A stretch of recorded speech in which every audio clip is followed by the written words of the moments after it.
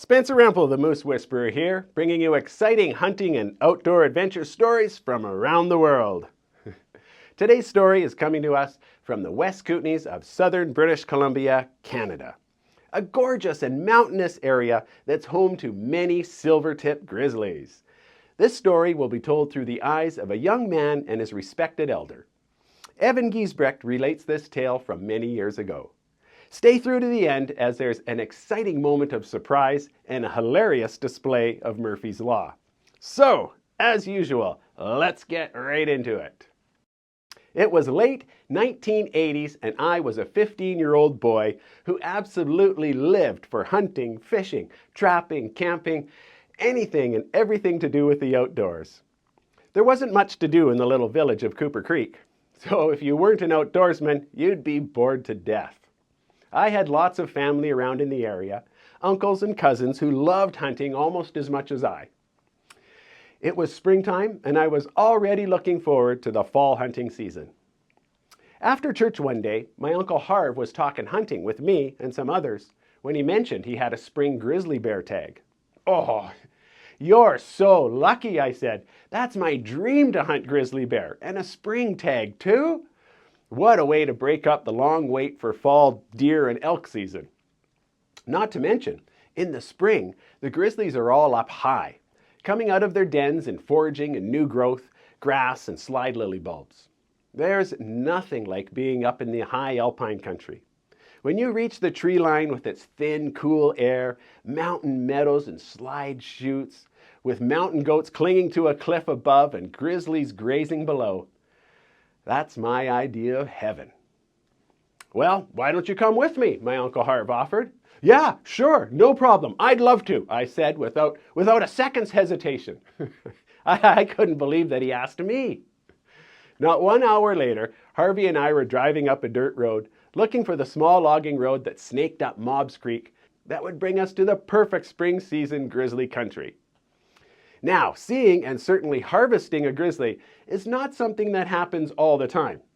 I was optimistic, but truthfully, thinking this day might just be a wonderful drive and hike with one of my mountain man heroes. Certainly, I was just happy to be there. We drove up this old logging road for as far as we could until it was washed out and we would have to leave the truck behind. It was time to hike. We didn't have too far to go, and we'd be back before dark, so our packs were light and the weather was perfect. We strolled up the road with Uncle whistling a happy tune. This was Harvey's way. He was always happy, always optimistic, and any time he was out hunting or in the great outdoors, he was filled with gladness and appreciation. He was a joy to be around and an excellent model of a successful man. With his .338 Win Mag stainless stalker rifle, outfitted with an awesome Leopold scope slung over his shoulder, a beautiful handmade antler hunting knife on his belt, I was even in awe of his hunting equipment. The road got more vertical, switching back in the steep parts, and some places washed out completely. It wasn't difficult, but it did slow things up a little.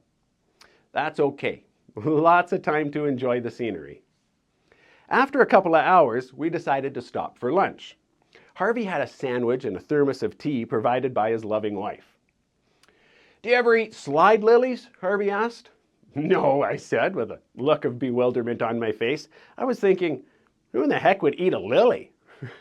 "Here, let me show you," said Uncle Harv. These beautiful little white lilies were popping up everywhere on the steep mountainside.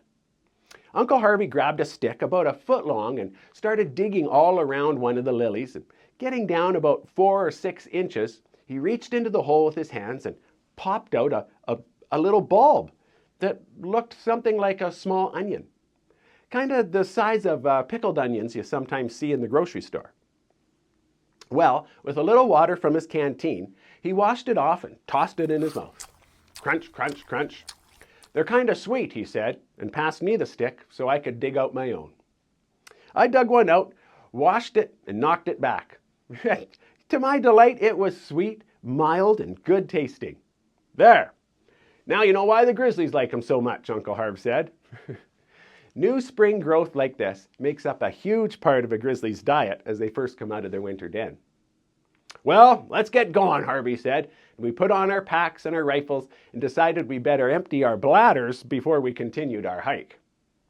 Now, backs to each other, Harvey peeing in one direction and myself in the other. I was about midstream and really enjoying the flow when I heard Harvey whisper, "Evan, there's a bear." Ha ha ha, I thought. Yeah, good one, Uncle Harv, trying to trick me into getting all flustered with my pecker hanging in the wind. "Yeah, right," I replied. "No, Evan, there's a bear," he said again.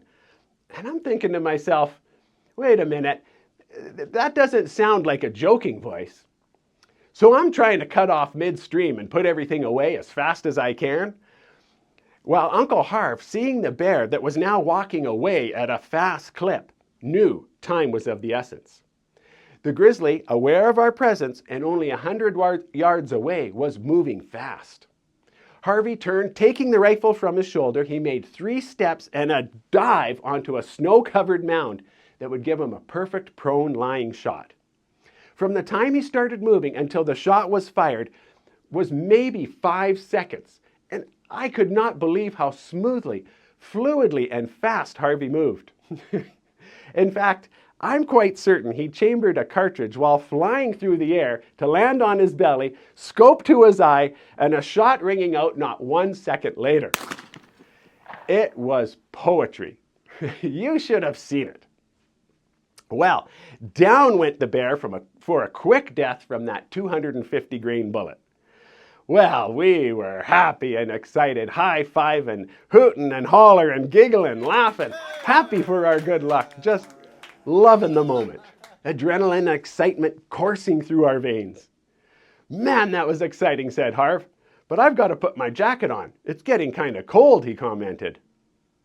Well, I wasn't cold, but I did need to finish that pee that was interrupted. Glancing down, I noticed that my uncle's fly was wide open and jam-packed with snow. "Ha ha ha ha! No wonder you're feeling a little chilly," I said, pointing at his crotch. "What the heck?" Harvey exclaimed as he started digging out fistfuls of snow from his fly. Well, let me tell you, that hit my funny bone. Seeing this grizzly-killing mountain man shoveling snow out of his crotch, hoping to defrost his rigging, well, I laughed so hard I just about finished that pee right there. Well, Uncle Harv was a good sport, and honestly at that time, I don't think anything could have spoiled his good mood. And he laughed and laughed about the situation as well. We spent the next 2 hours skinning and cutting up that bear. I got to learn from a master. We took it slow and easy, making sure we did a really good job. Uncle Harv got that grizzly bear head mounted on a full rug, and it hangs in his family home to this day. Thank you, Evan Giesbrecht, for that inspiring and hilarious story. Isn't it great to remember what an influence we can be on those younger than us or on those who are just started hunting? Take a lesson from Harvey and don't be scared to invite a young man out to go hunting with you. You'll make a memorable experience he will never forget. Evan lives in the Drayton Valley area of Alberta, Canada. He has a lovely acreage right on the North Saskatchewan River with great deer hunting all around. Evan grew up in southern British Columbia, where he was an avid hunter, fisherman, and trapper. This guy is even a professional butcher, an expert on all things meat. A hunter's hunter, a man's man, and a good friend of mine. Thank you, Evan, for sending in that story. Folks, I'd like to tell your story. I know you've got hunting tales of adrenaline-filled emotional highs, hunting your favorite game. Send your stories in to info@themoosewhisperer.com. You can write them out or tell them into a voice memo on your phone. Either way, send them in to info@themoosewhisperer.com, and I'll tell them to the world. Thanks for watching. More stories to come.